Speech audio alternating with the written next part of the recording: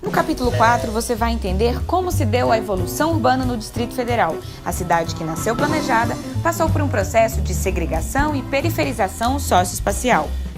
Os idealizadores da capital planejaram a cidade para que ela tivesse uma função político-administrativa. Era para ser a cidade dos servidores públicos. E eles acreditavam que, à medida que a cidade fosse sendo construída, os candangos iriam embora. Ora, gente, no mínimo, isso era ingenuidade. Se os candangos comiam aqui o pão que o diabo amassou, e a gente falou disso no capítulo passado, é porque o local de onde eles vieram, a situação estava pior. E a cidade evoluía e ninguém foi embora. E a Gebe desceu a porrada e ninguém foi embora. E por fim, os candangos ganharam seus apartamentozinhos na Asa Sul e Asa Norte? Não! A cidade não foi feita para pobre. Resultado, os idealizadores da capital imaginaram isso aqui, ó. Como disse o poeta, Brasília era para ser o avião e a solidão. Mas a candangaiada não foi embora e não havia espaço para eles no plano piloto. Resultado, surgiram as cidades satélites, aquelas que não foram nem previstas e nem planejadas para abrigar os primeiros operários do período da construção. Lembre-se, Planaltina e Brasilândia já existiam e foram incorporadas ao quadrilátero do DF.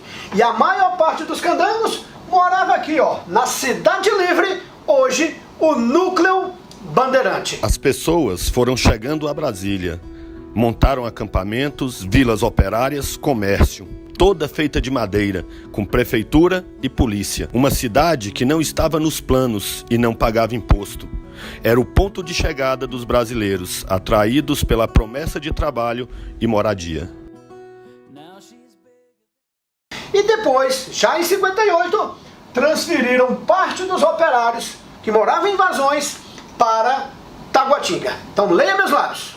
Antes mesmo da inauguração de Brasília, aquele planejamento já foi por água abaixo e surgiram núcleos habitacionais não previstos no planejamento original. Então, Planaltina, Brasilândia, Taguatinga e Núcleo Bandeirante são mais antigos que Brasília, já existiam antes mesmo da sua inauguração. No dia 21 de abril de 1960, em homenagem a Tiradentes, lembra que a Inconfidência Mineira já falava em interiorizar a capital, a cidade é inaugurada por Juscelino Kubitschek. E estava terminada? Não. Claro que não. Como é tradição em obras públicas do Brasil, a galera tem mania de inaugurar sem a obra estar terminada. Então Brasília ainda era um verdadeiro canteiro de obras e ainda estava no imaginário da população, principalmente dos nordestinos, aquela ideia de que aqui tudo era farto e fácil, pouco se trabalha e muito se ganha.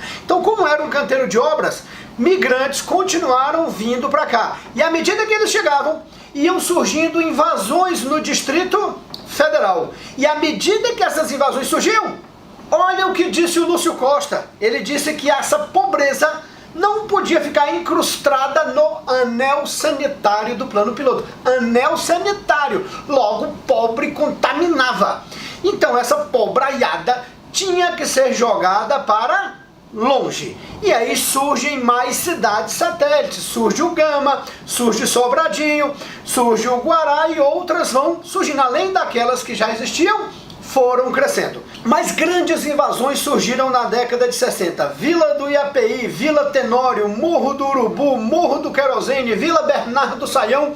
Surgiu elas todas juntas na região que hoje fica entre o Guará e o Núcleo Bandeirante. Elas juntas representavam quase a maior cidade do Distrito Federal. Eram 80 mil pessoas, uma cidade sem selo, uma grande invasão. Por determinação do presidente Emílio Garrastazu Médici, o governador do Distrito Federal, Hélio Prates da Silveira, cria então uma grande campanha para tirar esses invasores da área próxima ao plano piloto. Esses invasores então são arrancados na marra e jogados a cerca de 35 quilômetros de distância do plano piloto, nascendo, já na sua origem, a maior de todas as cidades satélites do DF. Surge então quem? A cidade satélite de Ceylan.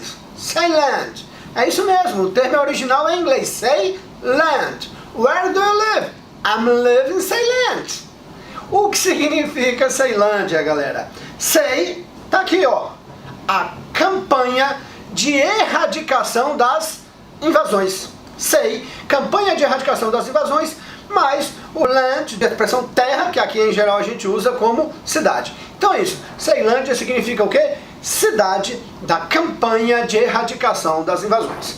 Senhores, a partir da criação de Ceilândia, fica evidente o principal objetivo do planejamento urbano do DF, da política institucional urbana e habitacional do DF. Qual é esse objetivo?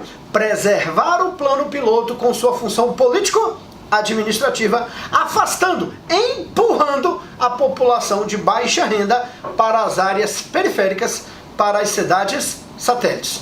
Professor Aldo Paviani, meu grande mestre, olha a fotinha aqui, eu com ele. Professor Aldo Paviani chama isso de política de empurrão. E o termo técnico é o quê?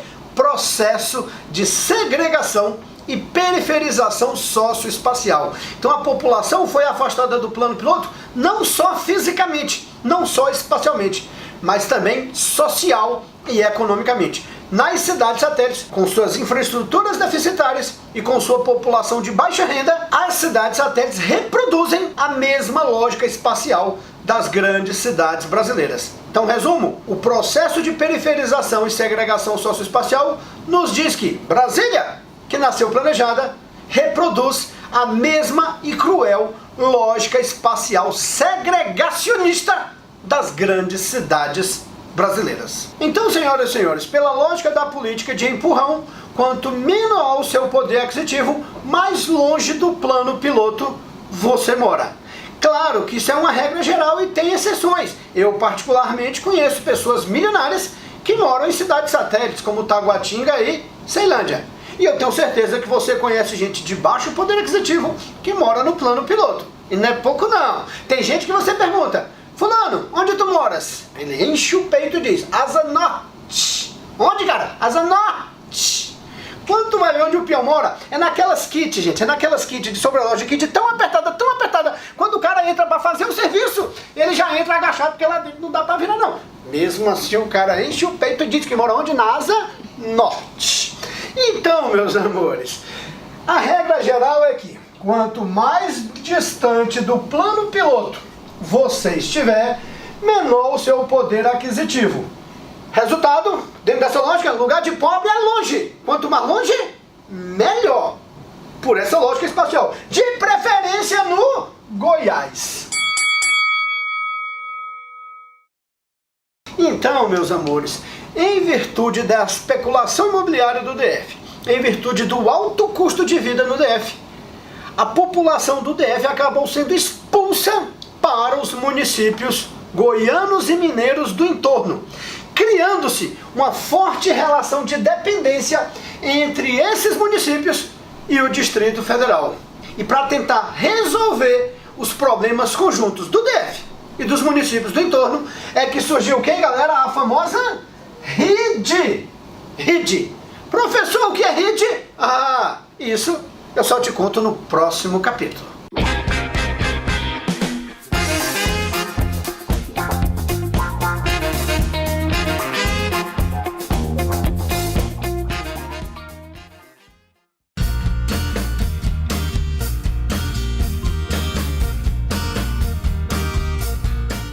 Senhoras e senhores, quer se antecipar no conteúdo? Quer saber muito mais a respeito dessas histórias que eu conto? Aí, momento merchan, igual modelo, ó.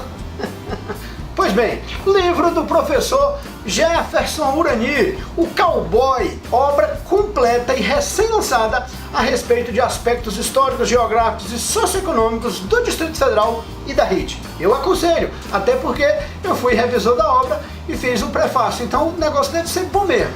E onde você adquire? Está à venda nas principais livrarias do Distrito Federal.